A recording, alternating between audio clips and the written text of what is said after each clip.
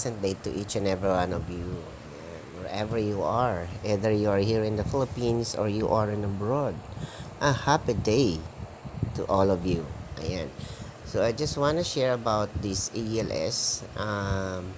Ano ba talaga ang ibig sabihin ng ALS? Ayan. So sa Pilipinas, this is a DepEd program na ang ibig sabihin ng ALS ay Alternative Learning System. Pero acronym pa lang yon. Ang ibig sabihin ng alternative system or the ALS in deeper meaning, ito ay nasa Republic Act 11.5.10. This is an act for the ALS which means provides in support to ensure that more than the out of school youth children, okay, in the Philippines, and even with the special cases.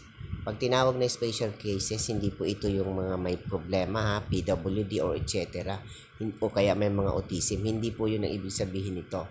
This means ito yung may mga cases sa public school, like they have the fear of coming back to the public school, or not specifically to the public school. I mean, to the formal school, ayaw na nila pumunta sa school kasi may trauma sila, may nakaaway, mga ganon, anything na ayaw, na nagbigay sa kanila ng trauma, nagkasakit, ganyan. So, maraming dahilan naman. So, yun yung ibig sabihin ng special cases. This is happening not only for the youth, but even for the adults, no? They are called to be as OSHA. Yan. So, have access to quality basic education and will be ready for a higher education on work. Ayan po ang ibig sabihin. At again, ano ang ating nakalagay dyan na Republic Act? It can be found in the Republic Act of the Philippines under RA 11.5.10. Ayan, okay? So, what are the ALS institutions in the Philippines? Or what are the ALS institution be found? Ayan, paano natin makikita at saan natin malalaman yung mga tinatawag nating ALS centers o mga learning centers o mga tinatawag nating CLC o community learning centers. Meron naman tinatawag na learning center lang o LC. Ayan, whatever is nakatawagan nila, no? Iyan ay pare-pareho lang. Iyan ay tinatawag na ALS centers. Actually, ang mga learning centers na ito ay matatagpuan basically sa unang unang launch. Ito ay matatagpuan talaga sa formal school, no? Formal school din, pero dahil nga ito ay sakop ng non-formal school, ito ay magagawa at ginagawa sa kahit saan. It can be done in the house, ayan, ganyan. Sa ilalim ng puno, along the street, o yung tinatawag nating kariton study. Pero sa ngayon, ang uso ngayon na nakikita ko ay ito ay ginagawa even sa mga barangay hall. Yan, ganyan, nagtatalaga sila ng mga classroom doon. I'm referring sa bukod sa formal school na may ALS talaga yan sila. Ginagawa ito minsan sa sa barangay hall, sa church, mga church institutions, or any institution that is that can be used as CLC or learning center, no? Ang ating mga umiikot diyan ng mga teachers, ito ay pagka-private, ito ay tinatawag na IM or LF, yung tinatawag nating learning facilitators. Pero pagka galing sa public, ito ay tinatawag sila na MT or mga mobile teachers. Usually, pag tinawag na mobile teachers, they are going to the communities. They are emerging themselves in the communities. Meaning to say, sila ay nagbabahay-bahay talaga and they conduct studies within their students in that particular house. Ayan, ganun katindi at ka-risky, no? Kasi bakit risky na sinasabi ko? Paano kung nandoon ka doon sa area na nandoon yung alam nyo na, dungeon of mga gumagawa ng bisyo, ganun, etc. This syempre, it's really risky to be there, no? Lalo na kung nandoon yung mga mamamatay tao. So, Kaya nga ang ALS teachers, mayroon yan tinatawag sila na bukod sa transportation allowance, I'm referring about sa DepEd sa mga private, wala eh. More on libre yung mga yan eh, o mga walang bayad yan eh, mga volunteers. So sa DepEd, mayroon tayo, bukod sa kanilang sahod, mayroon yan silang transportation allowance. And aside from that, they also have this ayun tinatawag na ano tinatawag ba yun? Risk allowance. Hindi risk allowance eh. Basta ganun sa danger. Nalimutan ko ang tawag. So, ganun. Okay, so yun, doon mo matatagpuan ang mga ALS institutions. Now, let's proceed to the next. How the ALS study works. Ay, halos ganun din yun eh. Sinabi ko na nga, ginagawa na nga ito sa mga bahay, sa ilalim ng puno. Actually, nabanggit ko na to, no? So, ayoko nang ulitin. Just review this video kung nais mo balik mo lang ng konti para maalala mo yung mga sinabi ko o marinig mo ulit. Ayan. Next is the use of ano ba ang gamit? The use of being ALS passer. What will happen to you after graduating in the ELS? Of course, no, if you took elementary ALS, yeah, of course, you will be entering grade 7, no? Or high school, junior high school. Then if you took junior high school ELS, then after that, you will be entering in senior high school. Ganon siya ang process, no? Kasi 'di ba ang education is a prerequisite, no?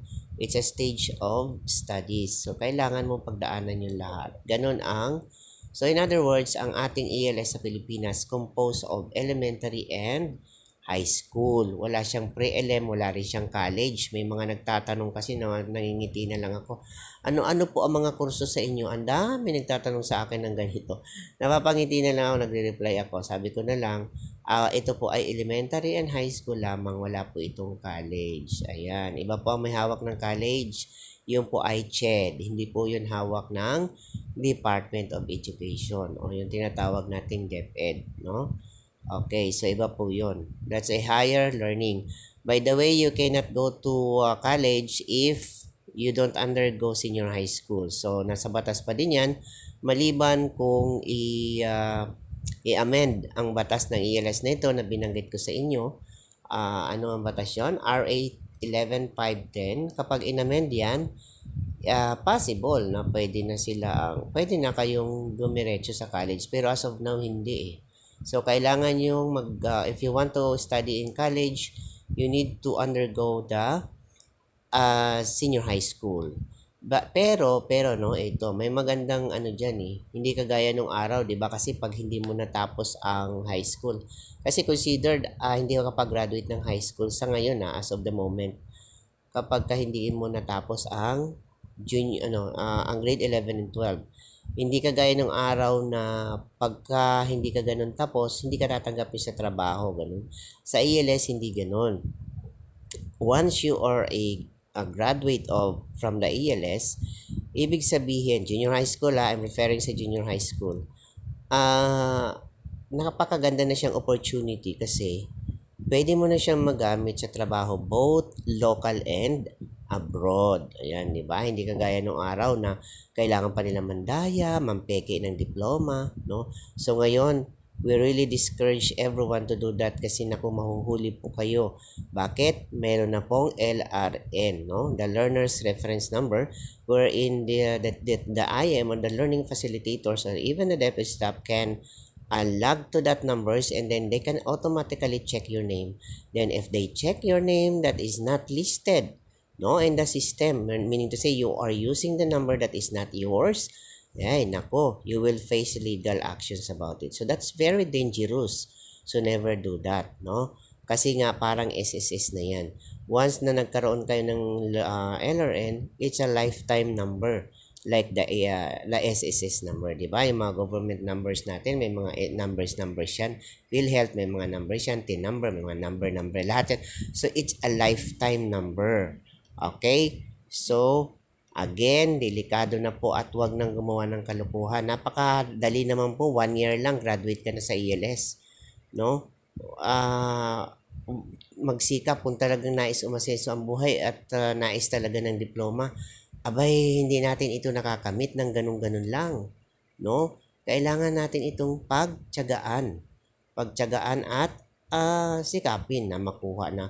Alam niyo sa totoo lang, kahit na 1 year kayo na magtiis sa ELS, it's really a great opportunity for you kasi bakit? How many years ngayon ang foundation? Pag tinawag na foundational study, ito nga yung elementary and high school. So, ilang years yan? It is equivalent sa elementary, 6 years, di ba?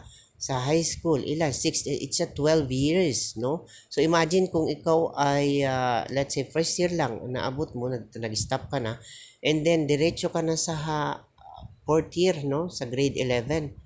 Aba, o, di ba, ilang taon ang tinalon mo, di ba? So, wag panghina. Yung iba parang masakit pa sa kalooban nila na 1 year sila mag-aaral. Walang ganun. Ang ELS ay hindi siya acceleration.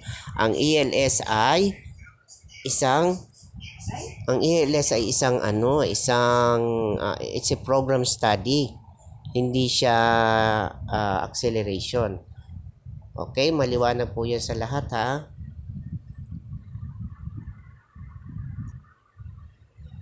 Now, if you have any question, you can comment on the comment box at iyan naman ay aking re-replyan. Then another, let's proceed to the requirements. Actually, bawat institution ng ALS ay napakarami nilang requirements. Mahirap na lang isa-isahin kasi depende po yun sa case ng bata. Ano ba ang ibig ko sabihin? Example, may mga bata na walang birth certificate. Di syempre si teacher maghahanap ng mga pamalit, no? Yung kapalit doon sa mga walang birth certificate. Ano-ano usually ang kapalit? ID. Paano pag walang ID? The baptismal. Paano pag walang baptismal? Yung mga ganon. So, depende sa case. Pero sa amin talaga dito, we are requiring you to submit the PSA kasi impossible na yun sa panahon ngayon. At kung sakali man wala ka niyan, aba, questionable yan. Bakit pinaabot mo ang sarili mo na ganyang edad ka na, wala ka pa rin PSA? So, hindi siya tama, no? So, hindi siya tama. So, kaya kami nire-require namin na PSA and picture ay okay na. Yan din naman kasi ang hinihingi sa amin ni DepEd. Ayan, yan po ang ating requirements. At saka picture, syempre na may name tag na nauuna ang pangalan o yung surname, no? Bago ang pangalan. Ayan, nandiyan dyan. So, ito yung nakikita nyo, nandiyan naman nakasulat, no? Nandiyan nakasulat ang lahat na ano. Yung sinasabi ko. Ayan. And now, it's sabi nga dito, enrollment is still ongoing. So, sa mga nais magpa-enroll sa batch 2024-2025, ay pwede po kayong magpa-enroll sa akin. Mag-PM lang po kayo dito sa platform na ito. Maraming po salamat, and again to those who have questions, paki-comment na lang po dyan sa sa inbox, yan sa comment box. At ayan naman ay aking re-replyan. Ayan, alright. So, maraming po salamat. You can also text me at 0976-1820-541. Again, once again, thank you so much and bye-bye.